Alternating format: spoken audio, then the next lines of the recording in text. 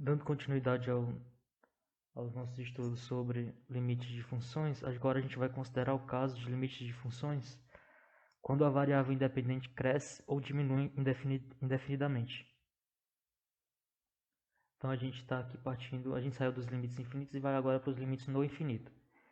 Então vamos considerar essa função f de x igual a 2x ao quadrado sobre x ao quadrado mais 1. E vamos tomar valores dessa função quando tomar o x crescendo indefinidamente. Aqui a gente tomou valores até 1000, mas a gente pode também pegar valores bem maiores. Então, quando x é igual a zero, o f de x vai ser igual a zero. Quando eu tomar aqui x igual a 3, o f de x vai ser 1,8. Quando eu chego em x igual a 100, eu já estou aqui para o f de x 1,999800. Está bem próximo de 2. E para x igual a 1000, o valor se aproxima bem mais do valor para f de x igual a 2. Então, a gente vê que quando a variável independente cresce, o valor da função tende para o número, o limite tende para o número. Então, seja f uma função definida em um intervalo que vai de a até mais infinito, o limite de f de x, quando x cresce indefinidamente, é L e é escrito como. Então, a gente usa essa notação para limites no infinito. Limite de f de x, quando x tende a mais infinito, é igual a L.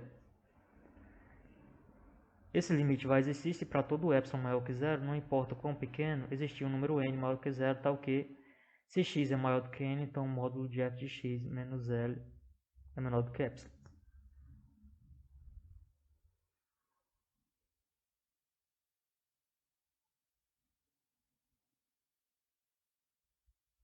Então a gente viu anteriormente, a gente tomou o caso quando x cresce indefinidamente por valores positivos. Se a gente tomar x crescendo indefinidamente por valores negativos, né, tomar o x cada vez maior em módulo, tomando x como sendo negativo, então se eu substituir na função, quando o x vai tender a menos infinito, agora a gente vai pegar o x para menos infinito, para valores bem grandes de x, mas sendo negativos, a função f de x, quando eu substituo, eu vejo que ela vai também se aproximar do valor para f de x igual a 2. Então eu também uso a mesma definição agora, analogamente, né? Não é a mesma definição anterior, mas em uma analogia com a definição anterior, a gente pode definir também o caso do limite de fx para x tendendo agora a menos infinito. Então, seja uma função que está definida em um intervalo de menos infinito até a, o limite de f de x, quando x decresce indefinidamente, é L. Então, vou tomar valores de x cada vez menores. Então, x decresce indefinidamente, o limite vai ser L, e é dado por limite de f de x, quando x tende a menos infinito, igual a L. Se para todo epsilon maior que zero, não importa quão pequeno, existir um número n menor do que zero, tal que se n é menor do que, se x é menor do que n, então o módulo de f de x menos L é menor do que epsilon.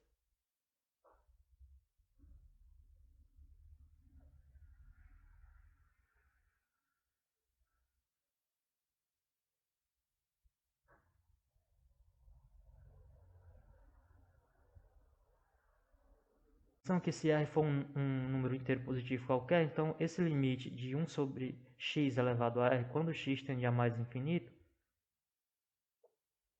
vai ser igual a zero. Se você substituir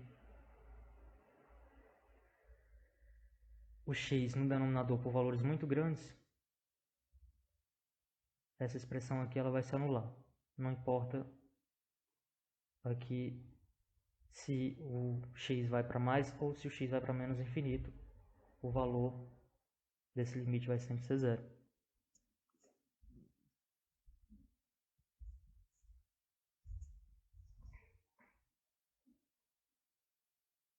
Então a gente tem aqui um exemplo para calcular o limite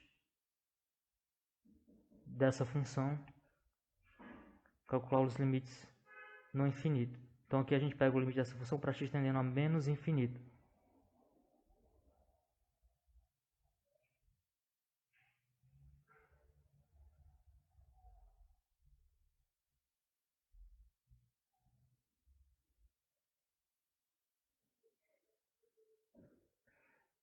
Então eu vou calcular esse limite para x tendendo a menos infinito. Vou calcular o limite e eu distribuo aqui o limite da divisão das duas funções. Eu calculo vou colocar como sendo o limite do numerador dividido pelo limite do denominador. Mas antes de fazer isso, eu vou usar um artifício de dividir tanto o numerador quanto o denominador pela maior potência de x que tem aqui na expressão. Então, a maior potência de x é x ao cubo. Então, eu vou dividir o numerador e o denominador por x ao cubo. E aí eu vou ficar com a expressão, quando eu dividir o numerador e o denominador, não mudei nada. E no numerador eu vou ficar, não mudei nada, não modifiquei nada para a realização do cálculo. Então eu vou ficar com o limite de x tendendo a menos infinito quando eu dividir, eu vou ficar aqui no numerador, eu vou ficar com 2 sobre x, menos 1 sobre x ao quadrado, mais 5 sobre x ao cubo. Dividido por 4 menos 1 sobre x ao cubo.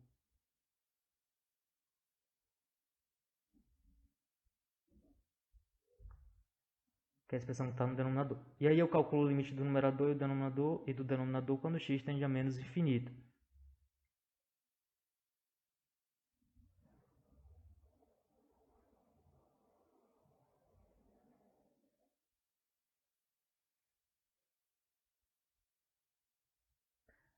Então, quando eu fizer o cálculo do limite do numerador, do limite do denominador, o que é que eu vou obter? O limite de 2 sobre x, quando x tende a menos infinito, vai ser 0.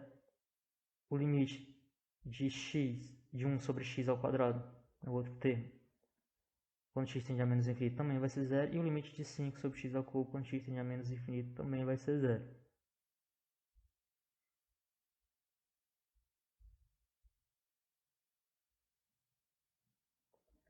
Sobre o limite de 4, o limite da constante 4, quando x tende a menos infinito, então a própria constante, menos o limite de 1 sobre x ao cubo, que também vai ser 0. Então o limite do numerador deu 0, o limite do denominador deu 4, então esse limite vai para 0.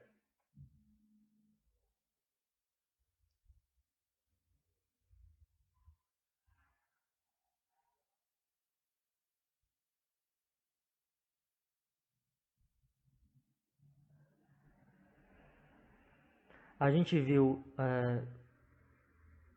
que quando o limite da função é infinito, a gente ocorre no gráfico da função assíntota vertical. Agora, quando a gente tem o limite não infinito, a variável x tendendo para infinito e a função tendendo a um número, a gente vai ter o caso da assíntota horizontal.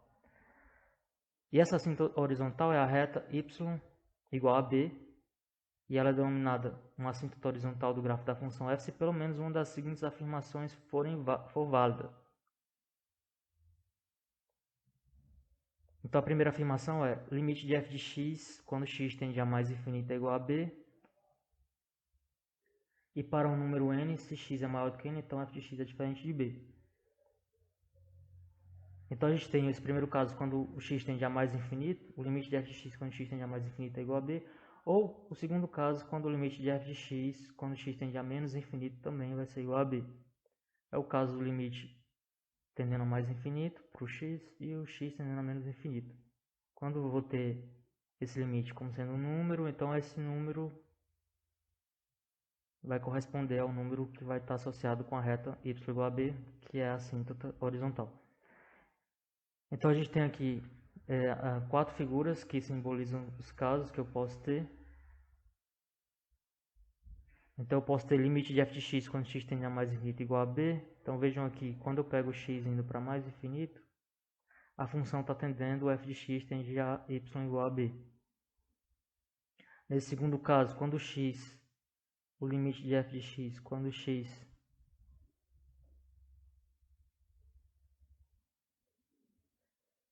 quando x tende a mais infinito, também é igual a b. Só que nesse caso, o gráfico ele vem aqui na situação em que ele está se aproximando, o x está tendendo a mais infinito, mas por baixo da reta.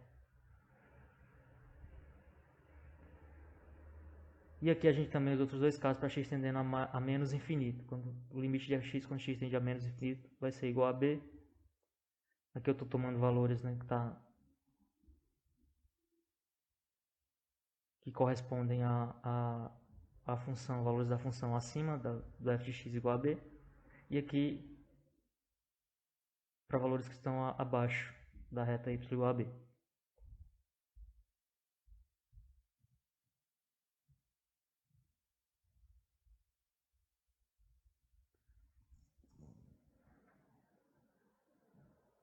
Então, saindo agora do conteúdo de limite, a gente entra no conteúdo de continuidade de uma função. E aqui a gente define as condições para que uma função ela seja contínua em um número.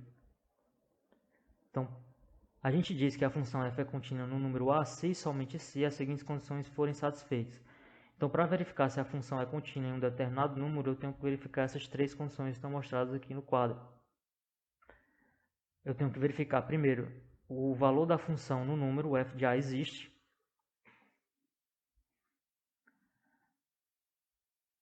Segundo, o limite de f de x quando x tende a existe. E terceiro, o limite de f de x quando x tende a vai ser igual a f de a.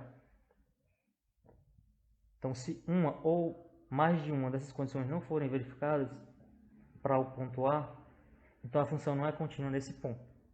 Ela vai ser descontínua no ponto A se isso acontecer. É o caso dessa função aqui no ponto x igual a 2. A função f de x igual a 1 sobre x menos 2, ela não satisfaz as três condições de continuidade no ponto x igual a 2. Se vocês verificarem, a primeira já não é satisfeita. O f de 2 não está definido, porque o f de 2 zero no denominador, zero o denominador, e a função não vai estar definida nesse ponto, no ponto x igual a 2. Então, se a primeira condição já não é satisfeita, então essa função é descontínua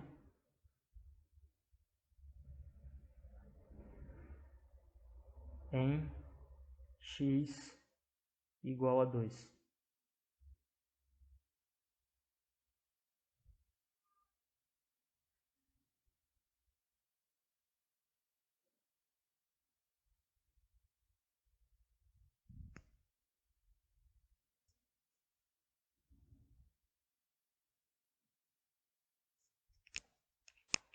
Então, se f e g forem funções contínuas em um número a, então aqui a gente tem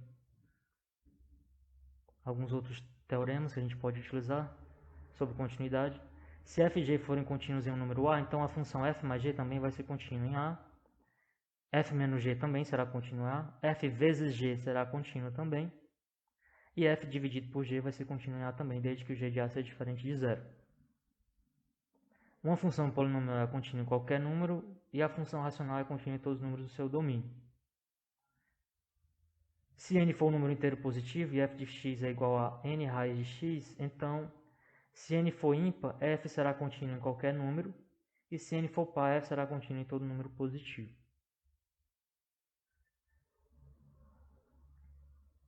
Aqui as condições 1 e 2, para o caso do n ímpar, a raiz de um número ímpar vai existir para qualquer número, tanto positivo quanto negativo. Agora, se for par, a raiz só vai existir para números positivos. Então, f será contínua somente para todo número positivo, no caso 2.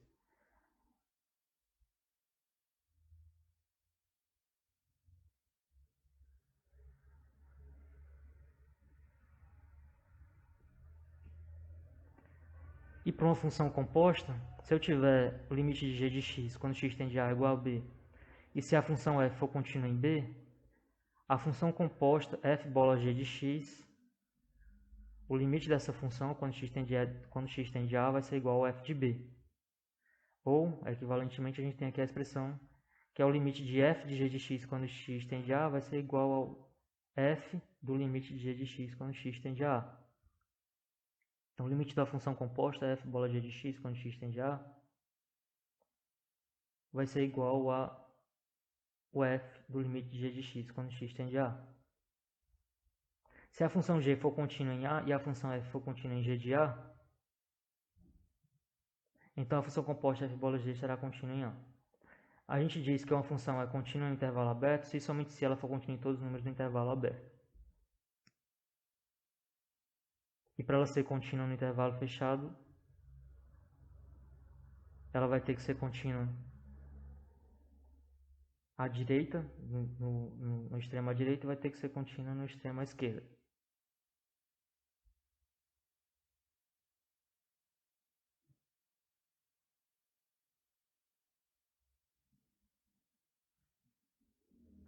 A função f vai ser contínua à direita em um número A se somente se forem satisfeitas as condições a seguir. Então a gente tem aqui a definição de continuidade à direita de uma função. Então eu calculo aqui os limites à direita para saber se a função vai ser contínua à direita em um determinado número A.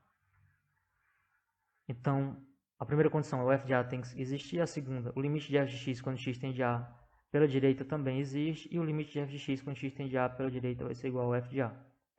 A função f será contínua à esquerda. E aí a gente toma, em analogia com o caso anterior, os limites pela esquerda. Ela vai ser contínua à esquerda em um número A se somente se essas três condições forem satisfeitas. São as mesmas condições anteriores, somente tomando o limite quando x tende a A pela esquerda.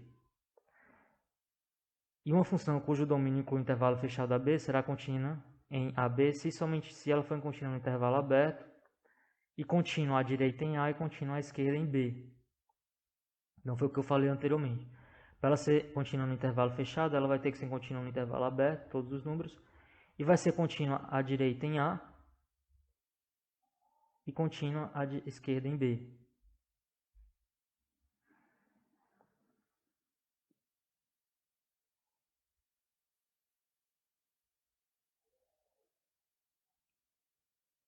Era o que eu estava me referindo anteriormente, para a condição de continuidade para o intervalo fechado.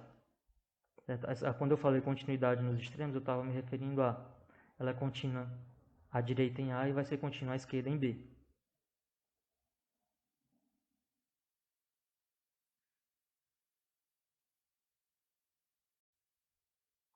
Então, continuando, a gente vai ver agora um pouco sobre continuidade das funções trigonométricas e o teorema do sanduíche.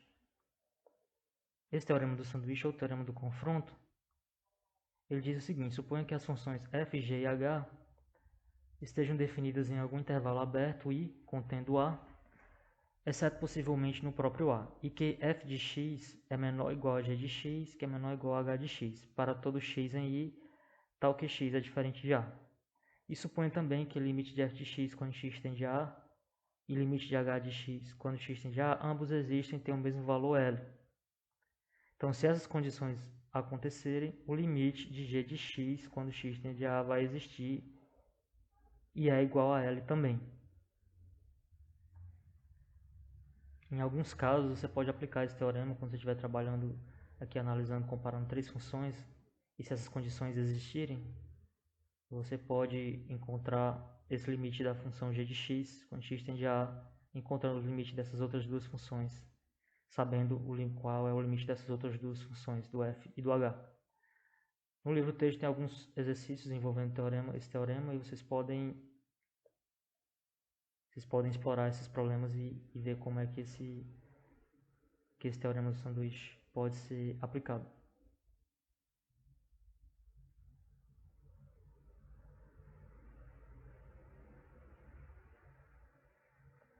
Então, o limite, trabalhando com funções trigonométricas, o limite de seno de t sobre t, quando t tende a zero, vai ser igual a 1. O limite de 1 menos cosseno de t sobre t, quando t é igual a zero, quando t tende a zero, vai ser igual a zero. Então, esses teoremas podem ser provados, a prova deles está no livro, vocês podem dar uma olhada. As funções seno e cosseno, elas são contínuas em todos os números reais. A tangente, cotangente, secante e cotangente são funções contínuas em todos os seus domínios.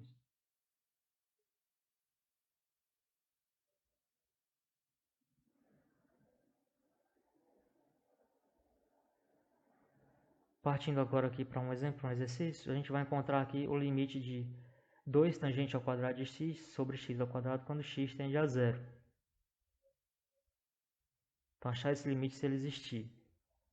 Então, eu tenho um limite de 2 tangente ao quadrado de x sobre x ao quadrado quando x tende a zero. O 2 aqui é constante, ele pode sair do limite. O limite vai ser agora de tangente ao quadrado sobre x ao quadrado. Vou pegar tangente ao quadrado e substituir tangente por seno sobre cosseno. Tangente de x é igual a seno sobre cosseno de x, então eu vou ficar com o limite de seno ao quadrado de x sobre x ao quadrado vezes cosseno ao quadrado de x, quando x tende a zero.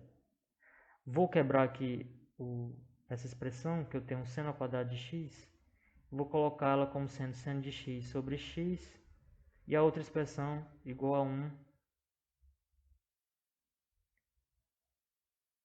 sobre cosseno ao quadrado de x. E vou pegar aqui seno de x sobre x. Então, eu vou colocar da seguinte forma. 2 limite de seno de x sobre x, quando x tende a zero, e a outra expressão também. Como eu tenho seno de x sobre x ao quadrado, eu fico com as duas expressões. Limite de seno de x sobre x quando x tende a zero, duas expressões iguais. E o limite de seno de x sobre x quando x tende a zero, e a outra expressão que sobrou foi o limite de 1 sobre cosseno ao quadrado de x quando x tende a zero. Esse limite aqui, de seno de x sobre x quando x tende a zero, está aqui colocado, foi colocado anteriormente no quadro,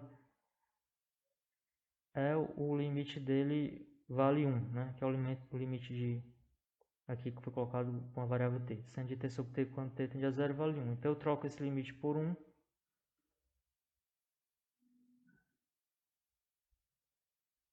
que é o valor.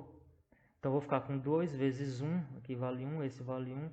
E esse limite aqui, quando eu substituir no denominador o cálculo do limite aqui, eu vou ter o limite do numerador, o limite de 1 vale 1. E o limite do denominador, quando x tende a zero, o cosseno de zero vale 1, então aqui é 1 sobre 1, então esse limite também vale 1. Então eu substituo, eu vou ficar com 2 vezes 1, vezes 1, vezes 1, então 2. Então esse limite de 2 tangente ao quadrado de x sobre x ao quadrado quando x tende a zero é igual a 2.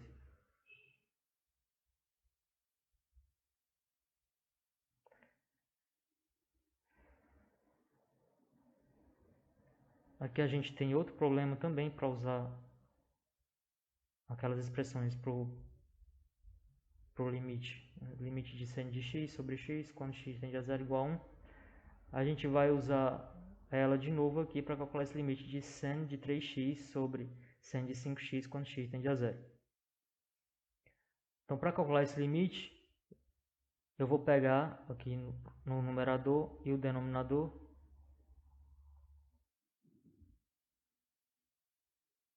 E vou multiplicar o numerador por 3 sobre 3x e o denominador por 5 sobre 5x. Se eu fizer isso, eu não mudo nada na minha expressão. Eu estou fazendo isso por quê? Porque eu quero deixar esse seno de 3x sobre x e aqui o seno de 5, no denominador o seno de 5x sobre x, seno de 5x sobre 5x, como naquela expressão de seno de t sobre t, para que quando eu calculo o limite, quando t tendendo a zero, isso aqui vai ser igual a 1. Então eu quero deixar daquela forma. Então eu multipliquei por esses fatores e dividi, de tal forma que eu não mudei a expressão. Então aqui eu fiquei com 3/5, 3/5 pode sair do limite, então eu vou ficar com 3/5 vezes esse limite no numerador. Eu tenho seno de 3x sobre 3x e no denominador eu tenho seno de 5x sobre 5x. Então eu vou ficar com 3/5 que multiplica então o limite da divisão é a divisão dos limites, então eu vou calcular o limite no numerador e o limite no denominador. O limite do numerador é o limite de... Aqui a expressão foi colocada errada, que é o limite de seno de 3x sobre 3x. E embaixo é o limite de seno de 5x sobre 5x. Então, esse limite no numerador vale 1 e o limite do denominador também vale 1.